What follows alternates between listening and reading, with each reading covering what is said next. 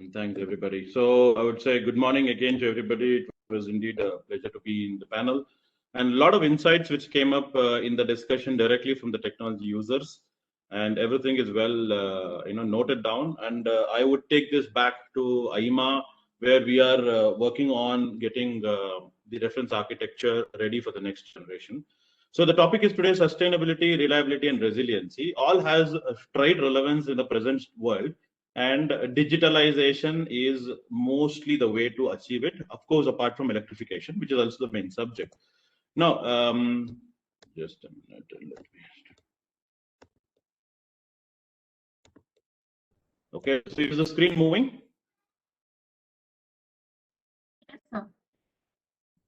Okay, so a quick introduction of what Schneider is without taking a lot of time. It's a global company. So we are around more than 135,000 people globally, and close to around 25 billion of euro revenue.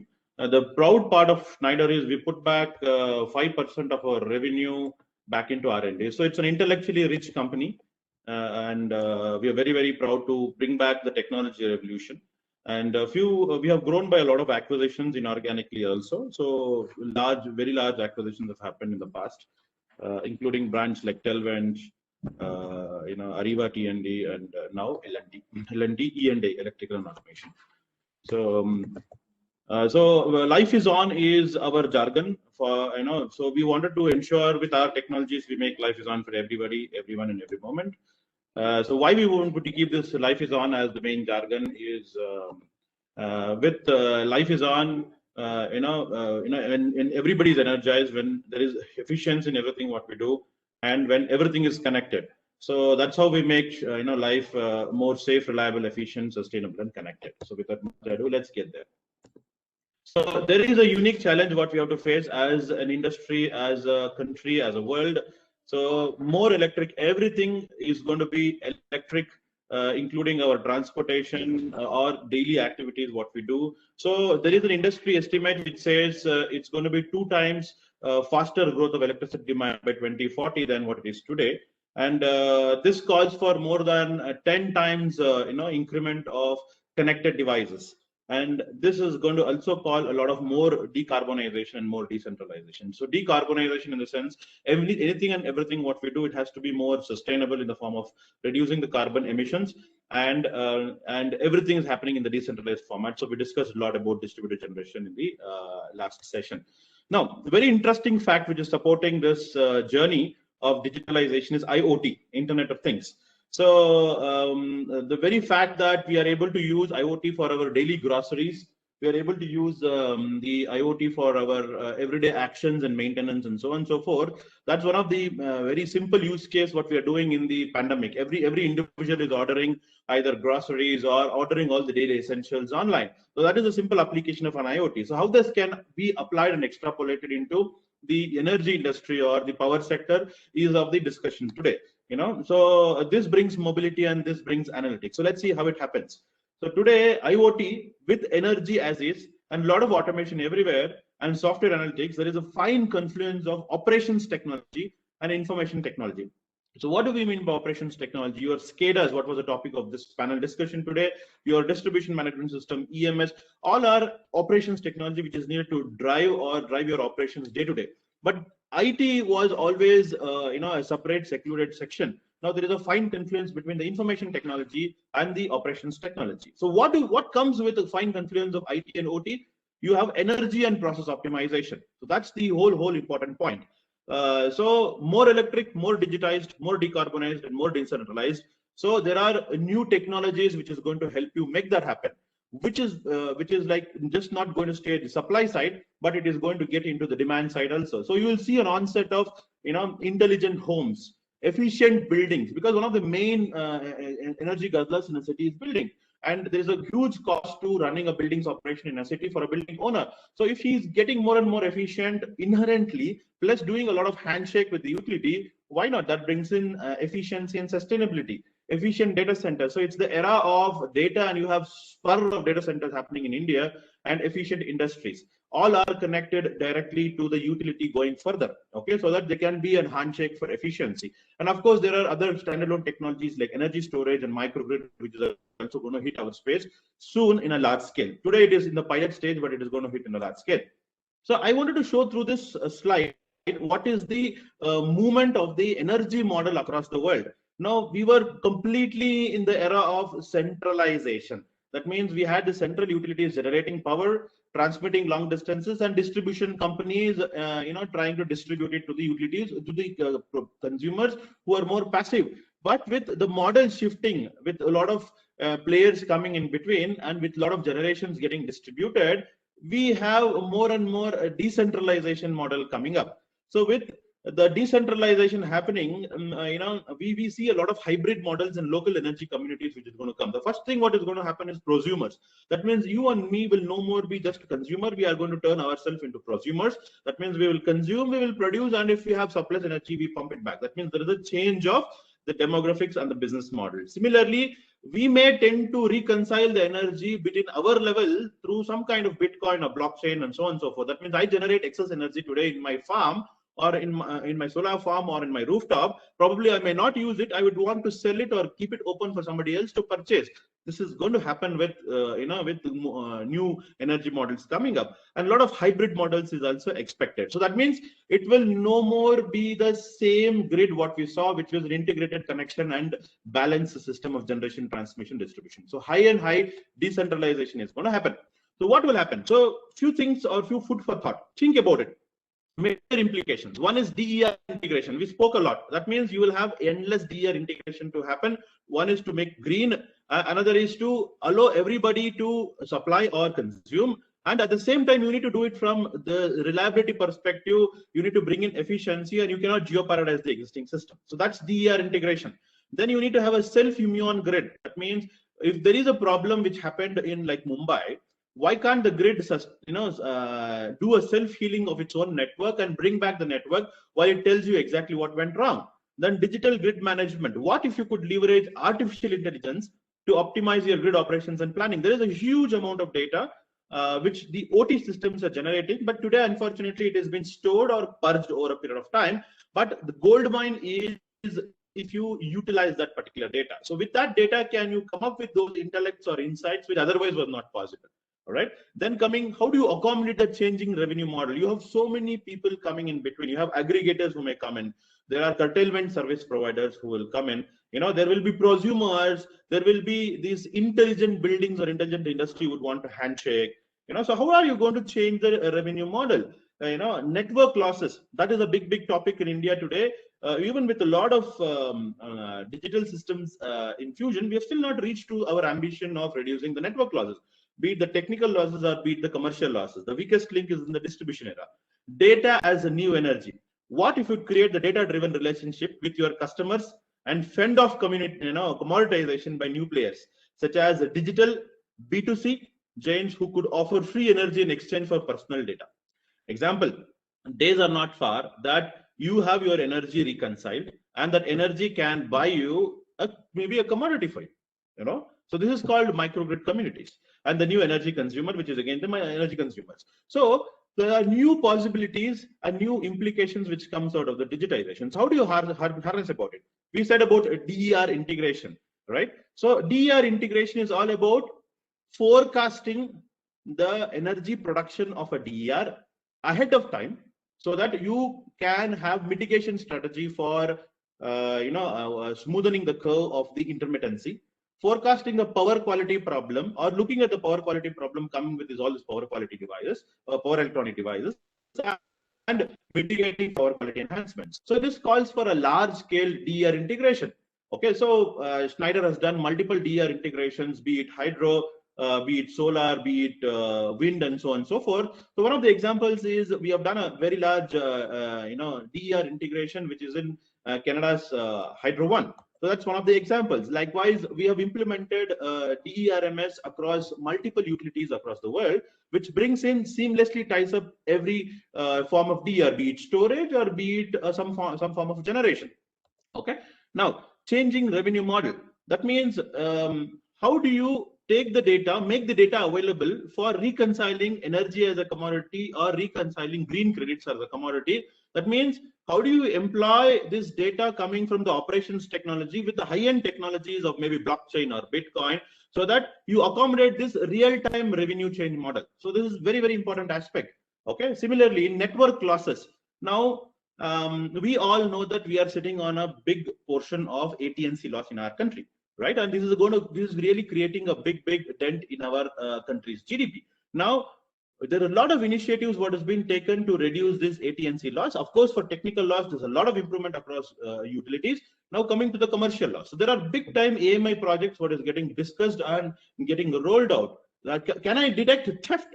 Can I detect pilferage anywhere? Can I enforce it? Can I get the data immediately at point in time? Is the data available to an engineer or a junior engineer who is in charge of that particular area?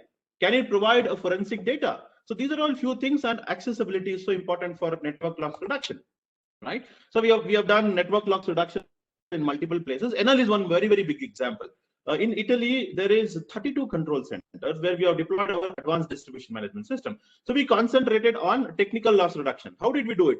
We just reconfigured the network in different seasons, and we were able to effect good amount of technical loss reduction. And we are very proud to say that we were able to reduce 4% of the energy which was going under technical loss. So there are solutions available. Now I spoke about Selfimmune Grid. Now, what do you mean by Selfimmune Grid? Today, the technology station and the communication technologies are so fast and so cost competitive that you can operate the Scada in closed loop. That means, let me give you an example.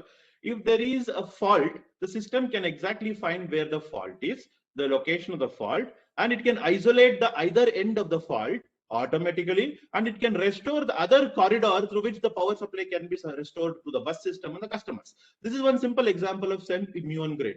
The second example is our eastern corridor or the east coast of India is exposed to a lot of climate disasters. We have seen Hudhud, we have seen Fani, we have seen so many kind of natural disasters happening.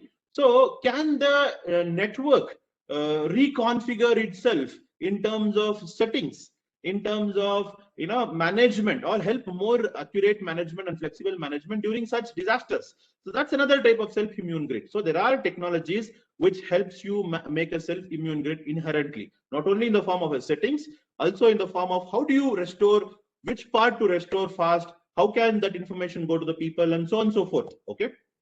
So we have done a couple of projects. One of the big examples is in Southern Power Network, where it's one of the largest utility in Australia, has long distance distribution lines, which is very, very vulnerable to the vegetation. So we have enabled a fault management system, and we have enabled loop automation, because of which the network can be self-healed, and the operator will have to go and operate on or work on the isolated system without much disruption to the customer. So that's about the system. There's another example on Tata Power and so on and so forth. Now, digital grid management. So there's so much of data coming in, right? Now there was a topic of digital twin. Now, and there's a topic of state estimation.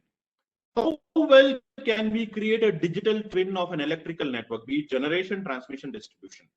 Do we have all the data of that network in terms of resistance and reactance, and the distance and the make and the time it was commissioned? Okay. Plus the data what is being generated, can it be used for management of the grid proactively? Let me give you an example. Okay. If I have the digital twin of an electrical network, if I have the Scada connected to the digital twin, I can do what if analysis. That means, can I reconfigure this network or connect this substation A to substation C or substation E so that I can proactively reduce my technical loss? Can I improve my SID and SIFI reliability? So what is happening? The digital twin is bringing the possibility of doing what if analysis, right? So you can optimize the grid by doing what if analysis, and if it really helps you in doing it, you go ahead and deploy it, right? So that's one way. Second is planning. Now, so much of data stored by servers, be it anywhere, use the data to predict things. One of the prediction what you can do planning is load forecasting. You can do short-term, medium-term, and long-term load forecasting. Because of which, that means you're using the historical data of your system, of your SCADA system, to do load forecasting. If your load forecasting is more and more accurate, your purchase, philosophy or the purchase is more and more efficient. You don't really do a lot of purchase. Probably you can have more quantity of your purchase to real-time purchase if you have an effective planning, right? That is the second form of digital grid management. Third is, if you make the data of the operations technology available in a mobility fashion to your field engineer or a maintenance engineer or your crew, probably he will be able to do what he wants to do then and there with the help of a digital system, right? So it brings in efficiency. That's an example of digital management. So we have helped multiple people, multiple sectors get the digitization there. Now, very, very important topic is cyber risk. When all your systems are connected, it is one grid connected with one digital system. So the risk is the whole network can be jeopardized by an entry from a single distribution company. It is possible, or a single meter also. Example, you have meters connected to the AMI. AMI network is connected to Scada distribution management system in a distribution company. That distribution company is connected to an SLDC, state load dispatch center of that particular state. That state load dispatch center is connected to an RLDC in the region, and all the RLDC is connected to NLDC, right? National Load Dispatch Center. So you imagine the connectivity. Of course, the protocols are there, but there is a via media and an interface. Now, how well do you secure all these networks? How do you do air gapping? It's very, very important topic, and it's an evolving topic, and it's so important. That means the meter, when it is connected on DLMS, what kind of security provisions have you taken? Is there a role-based access for people who want to, communicate with a meter? Is for the SCADA system, the substation automation system or the RTU, is it supporting encryption of the data from lower-end system to higher-end system? And is there a proper handshake or a select before operate of any feeder, so that nobody from outside should be able to come in? I can know what is the frame structure going between RTUs to the SCADA system or any of the RLDCs or NLDCs to see suspicious behavior. Is there an artificial intelligence to show that there is suspicious behavior of frame structures coming from somewhere outside, trying to contact your RTUs or bay control units or PMUs, which can alert a signal automatically even before the disaster is caused? So for all this to happen, it is so important to have a reference architecture on smart grid. Plus, there has to be an overlay of cyber security reference architecture. Example, what does the reference architecture say?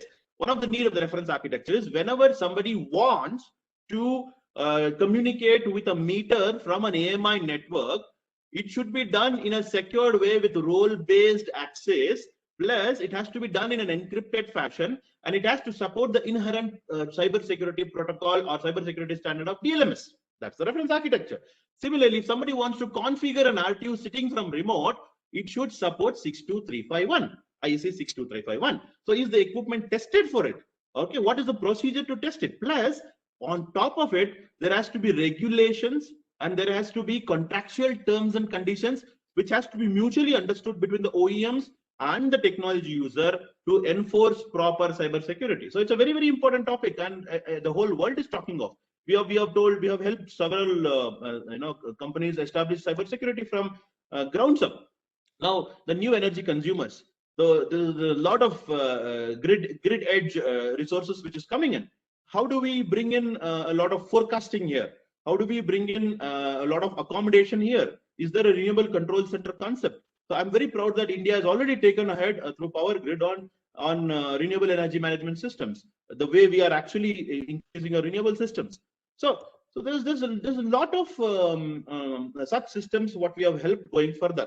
Now, the last very important aspect is data as a new energy. Assume that going further, we have separation of carriage and content coming up in India, which is already prevalent in multiple geographies. Now, how are we going to handle this complexity? You may have one distribution grid, or you may have one transmission grid, and you have content of multiple people inside. So you need to reconcile it in real time. You need to account it in real time. So data as the new energy. So how do you handle it? How do you measure it at all point in time? How do you connect it with banking systems in the real-time system? And also very proud that we have now real-time energy trading possibility in India. That's a very, very important aspect. So we have helped multiple places to do this. Now let's get to a little bit of look and feel. And I was also talking of the platform, right? In the previous panel discussion, when so many dynamic requirements are coming up over and on top of the Scada, which we have conventionally dealt for 20, 30, 40 years, the platform on which this system should sit should be very flexible. Now, at the outset, this platform should be a 3-layer architecture: connected products, edge control, apps, and analytics. Now, there has to be a seamless connection between the connected products on the field. There has to be an edge management, and there has to be a real-time apps and analytics system and services, which happens, right? So we call it as EcoStruxure Grid in our in Schneider parlance.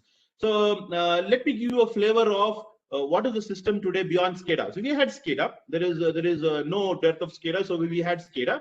But what is today's Scada? Today's Scada is a GIS enabled Scada, a geographical information enabled Scada.